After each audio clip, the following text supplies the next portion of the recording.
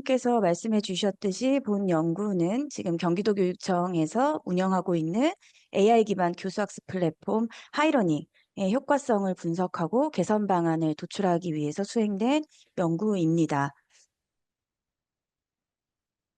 네, 그래서 일단은 연구 문제 자체는 크게 세 가지로 잡았는데요. 하이러닝이라는 플랫폼 자체가 AI가 학생들의 수준을 진단하고 분석하고, 그다음에 교사와 학생에게 그에 맞는 수준에 맞는 맞춤형 컨텐츠를 추천하고, 그리고 또 디지털 기반 환경에서 교사와 학생들의 상호작용을 증진시키기 위한 적극적으로 지원하는 그런 미래형 교실 수업 환경을 제공하는 플랫폼이라는 점은 이제 모두가 다들 아실 거라고 생각이 듭니다. 그래서 하이러닝이 추구하는 방향성 자체가 언제 어디서나 즐겁게 학습에 참여하고 또 뭔가의 이 학습의 구성원으로서 책임감을 서로 나누는 참여 학습, 그다음에 어느 누구도 소외되지 않는 개인별 맞춤형 교육을 실현한다라는 그런 성장 학습, 그다음에 뭐 다양한 경험들을 확장하고 기회를 확대시킬 수 있다는 융합 학습, 이 세 가지를 지향하고 있는데 이러한 것들을 그래서 이러한 지향점이 반영된 하이러닝을 활용한 수업이 기존 교실 수업에서는 어떠한 차별점을 갖고 있고 그래서 어떠한 변화를 가지고 와서 실질적으로 학습자와 교사가 하이러닝 활용 수업에 대해서 어떻게 효과를 인지하고 있는지 그런 것들을 이제 분석하기 위해서 본 연구가 수행되었습니다. 그런 면에서 지금 연구 문제는 보시는 바와 같이 세 가지를 제시를 했습니다. 그래서 첫 번째로 일단은 교수학습 효과성을 도대체 무엇으로 우리가 볼 수 있을 것이냐에 대해서 먼저 그거에 대한 프레임워크를 도출을 하는 연구 문제를 선정을 했었고 두 번째로 그래서 그 프레임워크를 토대로 실질적으로 교사와 학생들이 하이러닝에서의 교수학습 효과를 어떻게 인식하고 있는지 그리고 마지막으로 이제 개선 요구사항 기반을 토대로 해서 하이러닝의 고도화 방안, 중장기 발전 로드맵이 어떻게 되는지 이거에 대해서 연구 문제를 설정하고 연구를 수행하였습니다.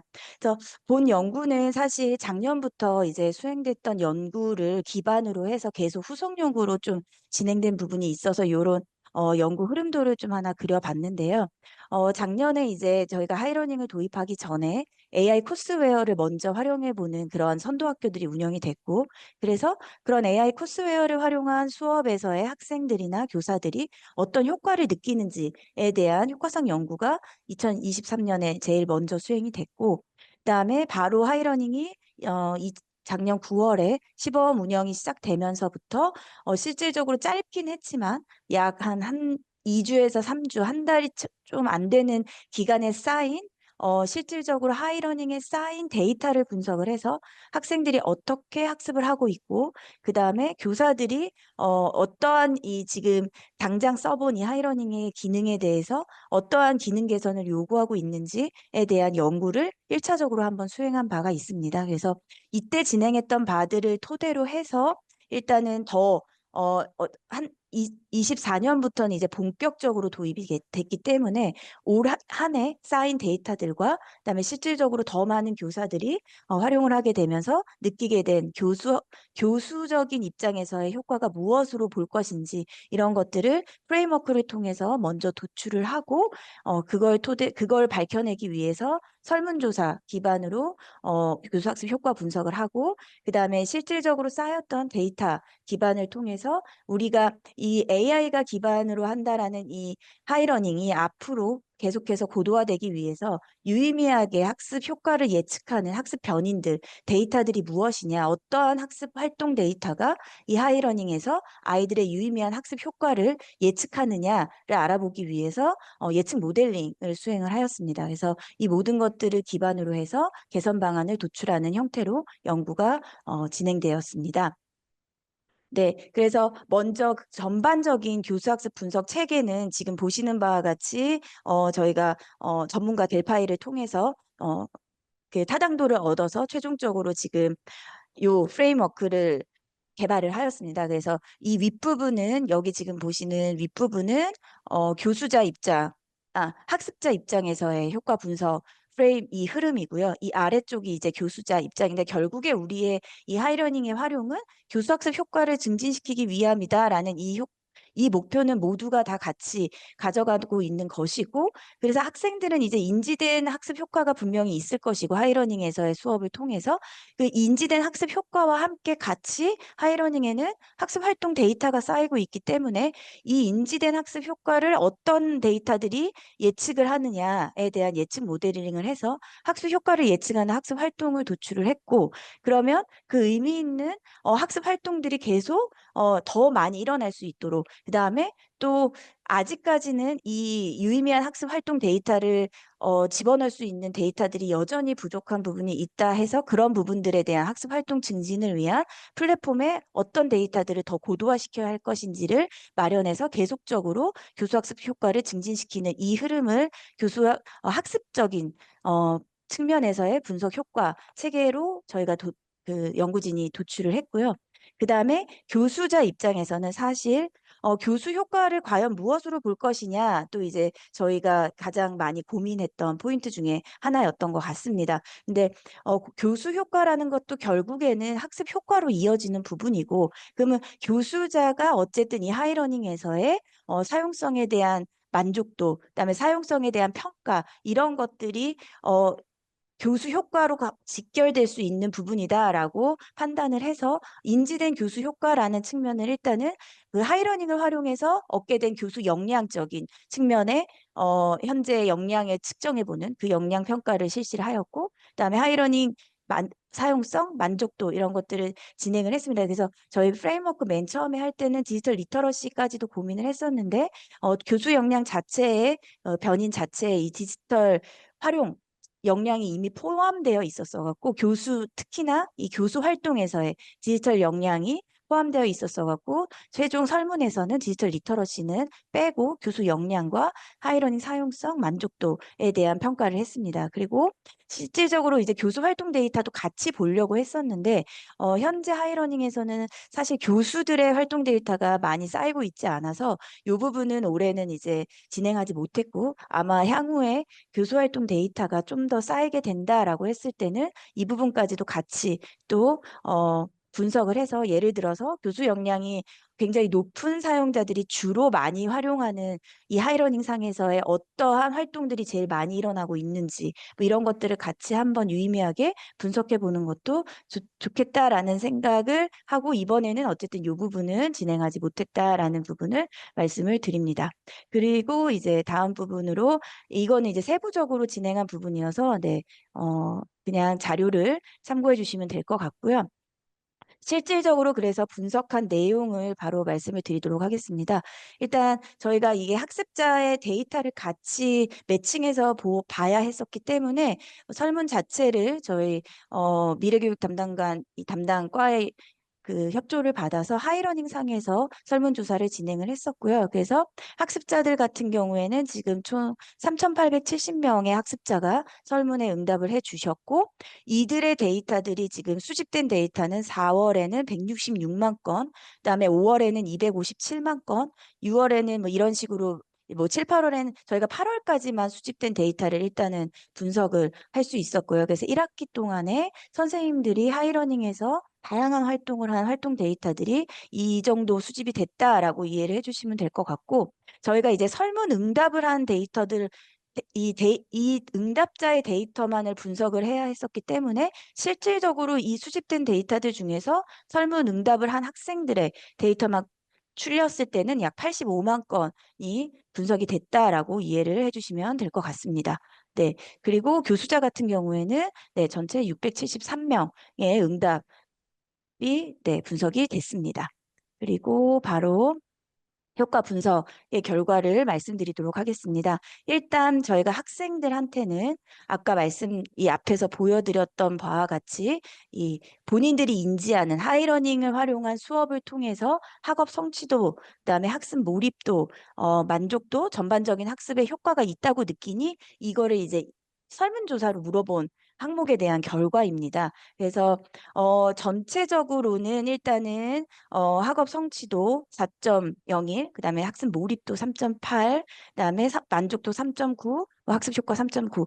대체적으로 한 4.0에 조금 못 미치는 정도로 그래도 높게 인식하고 있는 것으로 나타났고요. 그다음에 가장 가장 높은 학업 성취도 측면에서 가장 높게 인식하고 있는 집단은 중학교 집단인 것으로 나왔고, 그다음에 만족도나 학습 효과는 오히려 고등학교 쪽에서 높게 나오고 있었습니다. 이게 이제 아무래도 이제 그 이 부분에 대해서 어떠한 이제 해석을 할 수 있을지에 대해서는 좀 조심스러운 부분이 있기는 하지만, 그래도 하이러닝에서 아이들이 수준별로 맞춤형 문항이 제공이 되고, 그 문항이 EBS 컨텐츠와 EBS 문항이라는 점에서 사실 이런 중학교와 고등학교 쪽에서의 학생들도 만족도가 높은 거는 이미 제가 이제 학생들 면담이나 이런 거를 통해서 진행을 해봤을 때 나왔던 부분이어서, 아마도 그래서 학교급이 높은 쪽에서 학생들의 응답 결과 역시 좀 더 높게 나온 게 아닐까라고 조심스럽게 예상은 해 보았고요. 그다음에 이거는 이제 학년별로 했을 때 학업 성취도가 어쨌든 하이러닝에서는 제일 모든 변인에서 학년별로 다 제일 높게 인식하고 있는 것으로 나왔습니다. 근데 이 데이터는 사실 초2 같은 경우는 응답 변인이 굉장히 낮은 편이어서 유독 좀 튀는 걸로 나와서 그냥 이거는 그래프로 그려봤다 정도로만 말씀을 드리도록 하겠습니다.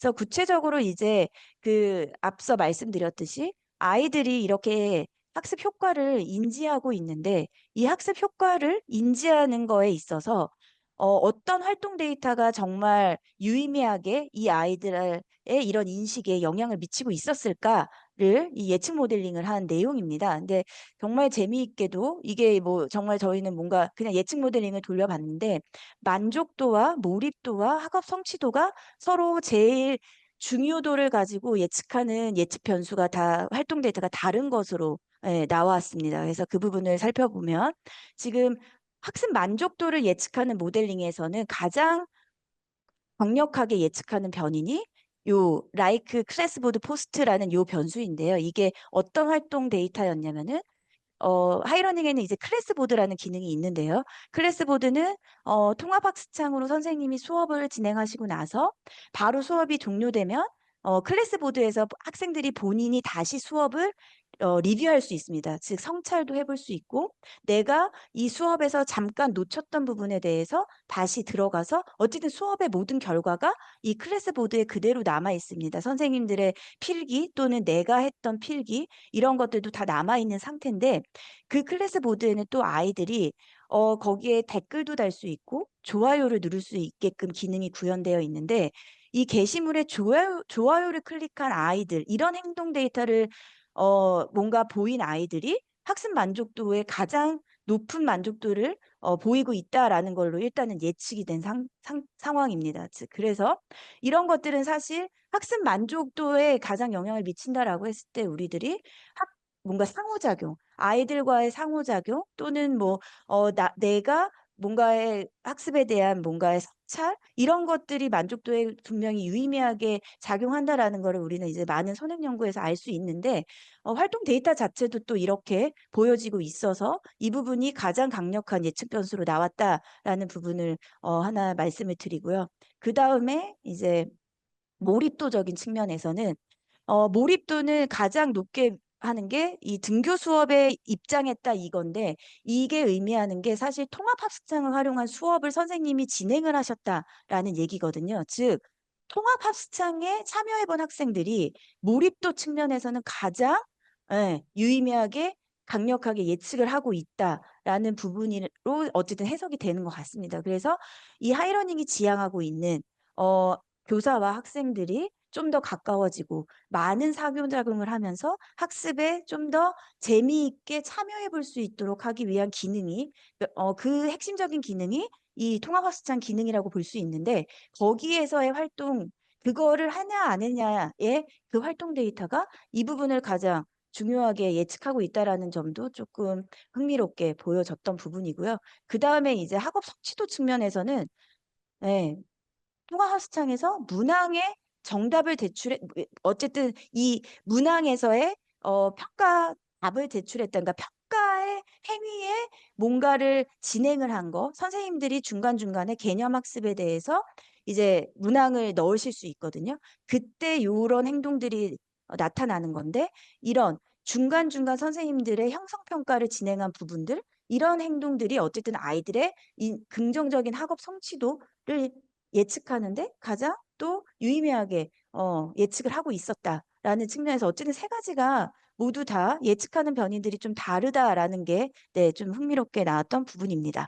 그리고 이제부터는 이제 교사 부분인데요. 교사 쪽에서는 기본적으로 제일 하이러닝을 활용한 후에 본인이 인지한 특패에서의 제일 높게 수치가 나온 거는 여전히 아무래도 그 교과 전공자들이시다 보니까 교과 교육학 지식에서 가장 높게 나오고 있기는 했었습니다. 그렇지만 테크놀로지 일반적인 테크놀로지의 활용에 대한 테크놀로지 지식이 제일 낮게 나온 편이긴 하지만 전반적으로 다 워낙 높은 수치를 보이고 있었어 갖고 이 하이러닝을 활용하고 나서의 이 교수 역량에 대해서는 수치 자체는 상당히 높게 나오고 있었다라는 부분을 말씀을 드리고 그다음에 이제 사용성 플랫폼에 대해서 하이러닝 플랫폼에 대해서 사용해 본 거에 대한 평가 이거를 이제 분석을 해봤을 때는 이거 학교급별로 했을 때는 사실 초등학교 쪽에서 다 제일 높은 수치들을 보이고 있기는 했습니다. 그래서 저희가 크게 영역을 인터페이스 영역이랑 그다음에 교수학습 지원 영역이랑 기술적 안정성 영역 이 세 가지 영역에서 조사를 해봤을 때 가장 높은 거는 사용성에 대한 어쨌든 만족도가 상호작용 아무래도 통합시장에 대한 만족도가 가장 높다라는 걸로 해석이 될 것 같고요. 특히나 초등학교는 통합시장에 대한 만족도가 상당히 높지 않은 것일까라고 해석해 볼 수 있을 것 같습니다. 네, 그리고 다음으로 이거를 이제 제가 각각의 영역별로 매우 만족, 매우 만족, 만족, 보통들을 이제 답변들을 비율로 다시 한번 뽑아본 건데요. 어쨌든 인터페이스 영역, 교수학습 지원 영역, 기술 안정성 영역에서 보통 이상의 비율들이 상당히 높게 차지하고 있었다라는 거를 살펴볼 수 있었고요.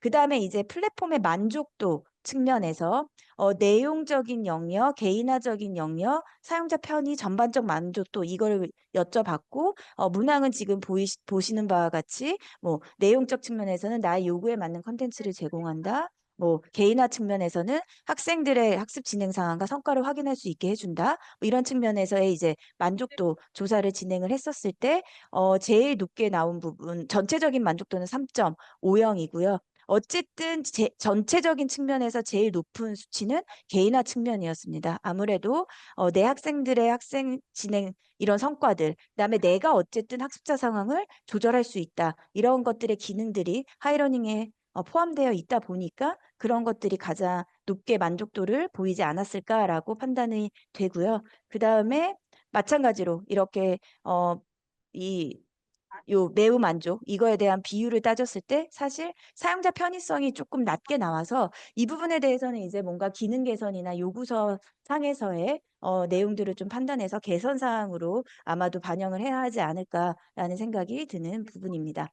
그래서 이제 이걸 토대로 하이러닝에 대해서 플랫폼의 기능 개선 요구가 어떤 부분에서 가장 높게 나오느냐를 봤었을 때는 사실 1, 2, 3순위만을 이건 지금 전체 교사의 기능 개선 요구 사항인데요. 1순위는 컨텐츠 설계 및 관리, 즉 컨텐츠 설계 및 관리 영역에서의 부분들은 아무래도 컨텐츠가 좀 많이 확보가 됐으면 좋겠다라는 측면일 것 같긴 하고요. 그다음에 디지털 교과서의 자원을 제공하면 좋겠다 이런 부분들, 그다음에 접근성이 향상됐으면 좋겠다라는 부분이 생각보다 높게 나오고 있었습니다. 그래서 이 접근성 향상이 어떤 의미를 갖고 있는지를 이제 제가 몇몇 교사분들한테 면담을 해본 결과 뒤에 이제 그런 부분에서의 기능 개선들을 이제 제안을 드린 상태입니다.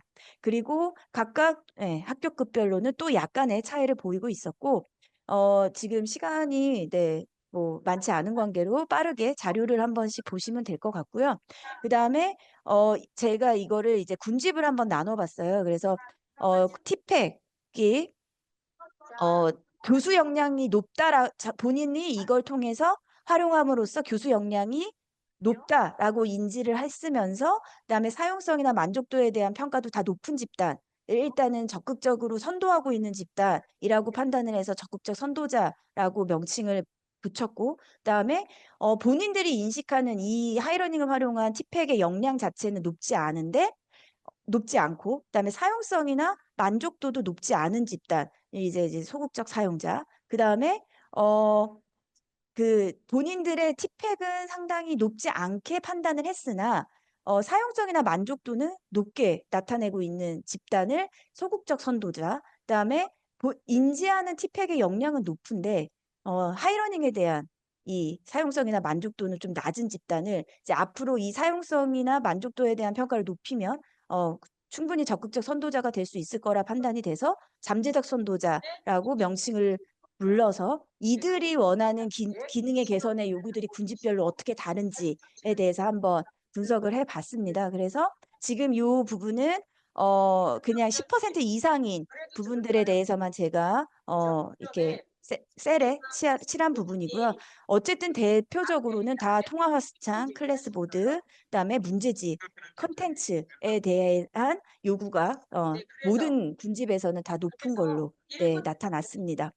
일단 오전에 거짓말하는 건 네, 그리고 이들이 생각하는 하이러닝 그 서비스에 대한 인식이 어떤지에 대해서 확인을 해봤을 때는 일단은 1군집에서의 개선이 필요한 서비스에 대해서는 1군집은 적극적 선도자라고 아까 말씀드렸는데 아무래도 이런 AI 논술 진단, 그러니까 뭔가 좀 더 고도화되는 기능에 대한 요구가 좀 더 높은 것으로 나타났고 그다음에 잠재적 선도자 같은 경우에는 아직 안 쓰고 있는 분들이라고 했잖아요. 근데 통화 하수창에 대한 기능 개선 요구가 상당히 높은 것으로 보이고 있었습니다. 근데 통화 합수차는 어쨌든 모든 군집에서 다 좀 높은 순위의 우선 그 요구 순위를 나타내고 있었습니다. 네, 그래서 요거는 그냥 순위, 우선 순위들을 제가 정리한 부분이고요. 바로 그냥 개선 방안에 대해서 말씀을 드리도록 하겠습니다. 지금 개선 방안은 총 4가지 영역에서 제시를 했는데 제가 이게 이미지가 제대로 안 들어간 것 같아서 조금 흐릿한 점은 좀 양해 부탁드리고요. 통합 학습장 기능 고도화 방안, 그다음에 AI 디지털 교과서 연계 방안, 학습 분석 기술 고도화, 그다음에 평가 기능 고도화 이렇게 4가지로 개선 방안을 도출을 해서 제시를 했습니다. 그래서 각각에 대해서 한번 간단하게 설명을 드려보도록 하겠습니다. 지금 보시는 화면은 통합 학습장 기능인데요. 통합 학습장 안에서의 지금 선생님들이 이런 수업을 여기 지금 이 왼쪽에 보이시는 이 화면은 이제 선생님들이 수업을 설계를 해놓은 내용이거든요. 근데 이 수업 설계를 한 거에 대해서 다른 선생님들이 공유를 받았으면 좋겠다에 대한 요구가 상당히 높습니다. 왜냐하면 처음에 하이러닝에 대한 접근이 처음부터 내가 모든 걸 다 세팅하기에는 어려움이 있어서 이게 공유가 됐으면 좋겠다라는 의견이 많은데 사실 요 자체는 공유가 되고 있습니다. 수업 설계한 공유 자체는. 근데 선생님들이 수업을 하시면서 중간중간에 여기에서 다양한 학습 활동 요소들을 추가할 수 있습니다. 근데 그것까지는 공유가 안 되고 있어요. 그래서 이러한 사실 핵심은 어떠한 학습 활동을 어떠한 화이트보드를 추가하고 어떠한 뭐 퀴즈를 추가하고 이 중간중간에 추가한 활동들이 상당히 중요한데 그 부분까지가 좀 이 공유가 됐으면 좋겠다라는 것들이 현장에서 나왔던 의견이 있고요. 그다음에 통합학습장 내에서 학생들이 문항풀이를 하게 될 때 사실 통합학습장에서 굉장히 모니터링 기능이 잘 되어 있습니다. 아시는 분들은 아시겠지만 학생이 통합학습장에서 내 교환을 보지 않고 다른 데 창을 여는 순간 그 학생한테 빨간색 불이 들어오거든요. 그래서 그런 모니터링들은 다 되고 있는데 평가 문항을 풀고 있을 때 그 푸는 과정을 볼 수 있는 그 모니터링 기능이 추가됐으면 좋겠다. 그 부분이 안 된다라고 얘기가 들어서 그 부분들 그다음에 또 지금 다양한 에듀테크 프로그램들이 상당히 많은 뭐 소프트랩 사업이나 이런 것들 또는 각각의 연구회들에서 다양한 실증들을 많이 써보고 있는데 그런 것들 중에서 좀 어느 정도 검증된 프로그램들의 연계를 통해서 기능 고도화 이런 부분들이 필요하겠고 항상 기능 고도화를 할 때는 이들과 관련된 학습 활동 데이터들이 같이 수집될 필요가 있겠다라는 부분을 제안을 한 상태입니다. 그리고 이거는 이제 디지털 교과서 연계 방안으로 이제 총 세 단계로 이제 제가 제시를 해드렸는데요. 첫 번째로는 일단 뭐 원패스로 여기 디지털 교과서 포탈이나 이런 부분에서의 로그인이 같이 연계되는 거는 이미 진행을 하고 계신 걸로 알고 있어서 그 부분은 아예 된다는 전제하에서 배제하였고요. 첫 번째 단계로서는 여기 이 학습 데이터 허브에 쌓이고 있는 이 데이터들을 연계하는 거. 그다음에 두 번째 단계는 얘네들이 갖고 있는 다양한 컨텐츠를 연계해서 가지고 오는 거. 그다음에 세 번째 단계는 이 대시보드를 각각 대시보드들을 제시를 하고 있기 위해서 이 대시보드를 위해서 수집하고 있는 이 학습 데이터는 이제 딱 규정화된 데이터만 수집을 하기 때문에 그 외에는 다 각 출판사별로 수집을 하고 있으니 그 다양한 학습 활동 데이터들이 어떤 것들이 수집이 되는지에 따라서 같이 좀 연계가 되면 하이러닝에서도 더 풍부한 학습 활동에 대한 분석이 가능하지 않을까라고 해서 요 세 가지를 제시를 한 상황입니다. 그리고 마지막으로 학습 분석 기술의 고도화 측면에서는 일단 무엇보다 어떠한 유의미한 학습 활동 데이터를 분석할 것인지 뭐 이런 것들을 보는 분석 모형에 대한 개발이 필요할 것이고, 지금 보시는 게 현재 대시보드인데 대시보드에 대한 고도화가 반드시 필요한 상황일 것 같습니다. 그리고 어떤 데이터를 분석해서 학생과 교사에게 어떤 방식의 피드백을 전달할 것인지에 대한 지속적인 연구가 필요할 것으로 보여집니다. 그리고 지금 마지막으로 평가 및 피드백 부분에서는 아무래도 이제 하이러닝이 경기도 전반에 온라인 학습을 책임지는 그런 학습 플랫폼으로서의 역할을 확대해 갈 필요가 있겠다라는 측면에서 온라인 기반의 이제 평가 시스템 정도까지도 생각해 봐야 되지 않을까. 그다음에 학습 포트폴리오, 이미 클래스보드라는 기능을 조금만 고도화시키면 학생들의 학습 포트폴리오화 할 수 있는 기능에 대한 개선이 충분히 가능할 것이라고 판단돼서 이런 부분들을 개선 방안으로 제시를 한 상황입니다. 네, 이상 발표를 마치도록 하겠습니다. 감사합니다.